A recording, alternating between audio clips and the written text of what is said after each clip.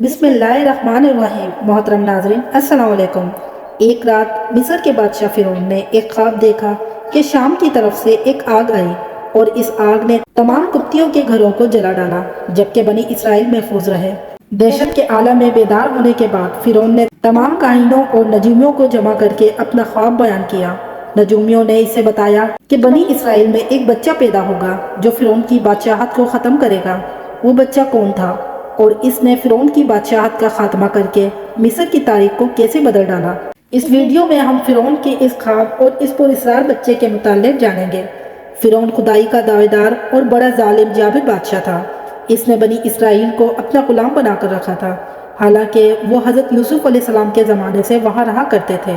حضرت یوسف نے اپنے والد حضرت یعقوب اور اپنے بھائیوں کے لیے زمین کا ایک حصہ اس وقت کے فرعون بادشاہ ریان بن ولید سے حاصل کیا تھا۔ حضرت یعقوب کی یہی نسل جو بنی اسرائیل کہلائی، جو مصر میں خوب پھلی پھولی۔ یہ لوگ حضرت یعقوب کے دین کے پیروکار تھے، لہٰذا اس وقت اللہ کے نزدیک یہ سب سے بہترین جماعت تھی۔ انہوں نے فرعون کو سجدہ کرنے اور اسے اپنا رب ماننے سے انکار کر دیا تھا۔ اسی وجہ سے بادشاہ اور اس کے حواری ان پر ظلم و ستم کے پہاڑ ڈھاتے اور ان سے گھٹیا کام کروایا کرتے تھے۔ فرعون نے جب اپنا خواب کاہنوں اور نجومیوں کو بتایا تو انہوں نے اس کی تعبیر یہ بتائی کہ بنی اسرائیل میں ایک بچہ پیدا ہوگا اور اس کے ہاتھوں اہل مصر کی ہلاکت ہوگی۔ بنی اسرائیل کے یہاں بھی شروع سے ہی یہی بات مشہور تھی، لہٰذا اس خواب کے بعد وہ مزید فکر مند ہو گیا اور اس نے حکم جاری کر دیا کہ بنی اسرائیل میں پیدا ہونے والے تمام لڑکے قتل کر دیے جائیں، اور اس حکم کے مطابق فرعون کے حواری اور اس کے سپاہیوں نے ہر ممکن قدم اٹھایا تاکہ کوئی بھی نومولود لڑکا زندہ نہ بچ پائے۔ لیکن اللہ کے فیصلے اٹل ہوتے ہیں۔ دیکھتے ہی دیکھتے بنی اسرائیل کے ہزاروں نومولود بچے ذبح کر دیے گئے۔ پھر ایک وقت وہ آیا جب قبطی سرداریوں نے فرعون سے کہا کہ اگر بنی اسرائیل کے لڑکوں کا اسی طرح قتل عام ہوتا رہا تو ہمیں آئندہ خدمتگار ملنا مشکل ہو جائیں گے، اور پھر ہمارے یہ کمتر، گھٹیا اور غلیظ کام کون کرے گا؟ اس پر فرعون نے حکم جاری کیا کہ 1 سال چھوڑ کر بچوں کو قتل کیا جائے۔ ان دنوں حضرت موسیٰ کی والدہ اپنے حمل کے ابتدا دنوں میں تھی۔ اللہ نے ان کو حفاظت کا سامان اس طرح فرمایا کہ ان کی والدہ پر معمول کے مطابق حمل کے آثار ظاہر نہیں ہوئے، جن سے آپ فرعون کی چھوڑی ہوئی دائیوں کی نگاہ میں نہ آئیں۔ انہوں نے اس بات کو چھپائے رکھا یہاں تک کہ پیدائش کا وقت آ پہنچا اور انہوں نے بچے کو جنم دیا۔ اس بارے میں سوائے قریبی لوگوں کے کوئی نہیں جانتا تھا۔ نجومیوں نے فرعون کو اطلاع دی کہ بچہ پیدا ہو چکا ہے۔ اس اطلاع نے فرعون کو بدحواس کر دیا۔ اس کے سپاہیوں نے گھر گھر تلاشی شروع کر دی۔ حضرت موسیٰ کے بھائی حضرت ہارون سال ایمان میں پیدا ہوئے تھے، جبکہ حضرت موسیٰ قتل والے سال میں پیدا ہوئے۔ حضرت موسیٰ کے والدین سخت پریشان تھے۔ 3 مہینے تک انہوں نے حضرت موسیٰ کو چھپا کر رکھا، لیکن زیادہ عرصے تک بچے کو شاہی جاسوسوں سے چھپا کر رکھنا ممکن نہیں تھا۔ پھر بھی وہ اپنی پوری کوشش کرتی رہی، یہاں تک کہ ان کے پاس اللہ کا حکم آ گیا۔ یہ حکم اللہ نے ان کے دل میں ڈالا تھا، یعنی علاقہ کیا تھا۔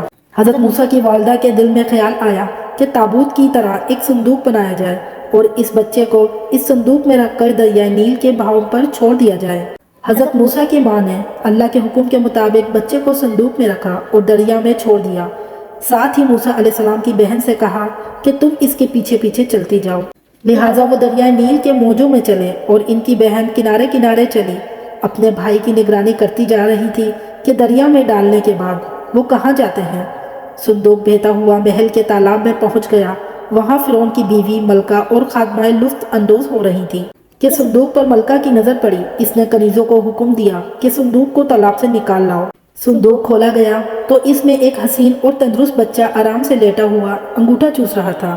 ملکہ بہت خوش ہوئی، اس کی آنکھوں میں ممتا اتر آئی۔ شفقت و محبت سے بچے کو گود میں لے لیا۔ ملکہ نے سوچا اس بچے کو بیٹا بنا کر پالنا چاہیے۔ محل میں کسی نے خدشہ ظاہر کیا کہ یہ بچہ بادشاہ کی سلطنت کو ختم کرنے کا سبب بھی بن سکتا ہے۔ فرعون کے دل میں بھی یہ خیال آیا کہ کہیں یہ بچہ بنی اسرائیل کا وہ لڑکا نہ ہو جس کے بارے میں نجومیوں نے پیشن گوئی کی تھی۔ لیکن فرعون کی بیوی نے کہا یہ بھی تو ہو سکتا ہے کہ یہ بچہ ہماری آنکھوں کا ٹھنڈک بنے، یا ہم اس کو اپنا بیٹا بنا لیں۔ اس پر فرعون نے کہا یہ صرف تیری آنکھوں کی ٹھنڈک ہے، میری نہیں۔ میں نہیں چاہتا بنی اسرائیل کا کوئی بچہ میری نگرانی میں پلے، لہٰذا یہ صرف تیری ہی آنکھوں کا ٹھنڈک ہے۔ حضرت ابن عباس فرماتے ہیں کہ اگر فرعون یہ بات کہہ دیتا کہ یہ میری بھی آنکھوں کا ٹھنڈک ہے تو اللہ تعالیٰ اسے ہدایت دے دیتا، لیکن اس نے یہ کہا کہ یہ صرف تیری آنکھوں کا ٹھنڈک ہے۔ ملکہ نے اس بچے کا نام موسیٰ رکھا، جس کے معنی ہے وہ شخص جو پانی سے نکالا گیا ہو۔ بچے کو جب محل میں لے جایا گیا تو اس نے دودھ کے لیے رونا شروع کر دیا۔ بچے کے پاس دودھ پلانے والیاں لائی گئیں، لیکن بچے نے کسی عورت کا بھی دودھ نہ پیا۔ جو عورت بھی آپ کو دودھ پلانے کی کوشش کرتی ناکام ہو جاتی۔ ادھر موسیٰ علیہ السلام کی بہن دور کھڑی یہ سب دیکھ رہی تھی۔ موسیٰ علیہ السلام کی بہن نے فرعون کی بیوی سے کہا، کیا میں تمہیں ایسا گھر نہ بتاؤں جو اس بچے کی تمہارے لیے پرورش کرے اور وہ بچے کی خیر خواہ ہو، اس لیے کہ وہ ایک غریب گھرانہ ہے۔ جب انہیں معلوم ہوگا کہ یہ بچہ فرعون کے گھر سے آیا ہے تو انہیں انعام و اکرام ملنے کی امید رہے گی۔ اس گھر میں نیک سیرت خاتون ہے، وہ اس بچے کو باخوشی دودھ پلانا قبول کرے گی۔ فرعون کی بیوی نے کہا، چلو ٹھیک ہے، لہٰذا آپ کی بہن انہیں گھر لے کر آئے۔ والدہ محترمہ نے بچے کو دودھ پلایا تو آپ نے فوراً دودھ پینا شروع کر دیا۔ اب چونکہ بچے نے کسی اور کا دودھ پینا قبول نہیں کیا تھا، اس لیے وہ خود بچے کو لے کر آتے تھے۔ اس طرح موسیٰ علیہ السلام کی والدہ کا بہت احترام ہونے لگا۔ اس طرح حضرت موسیٰ علیہ السلام شاہی محل میں پرورش پا کر جوان ہو گئے اور پورے توانا ہو گئے، لہٰذا اللہ نے آپ کو نبوت کے مثبت پر فائز کیا۔ آپ نے بنی اسرائیل کو فرعون سے آزادی دلائی اور مصر سے نکل گئے۔ فرعون بنی اسرائیل کو ختم کرنے کے لیے لشکر لے کر روانہ ہوا۔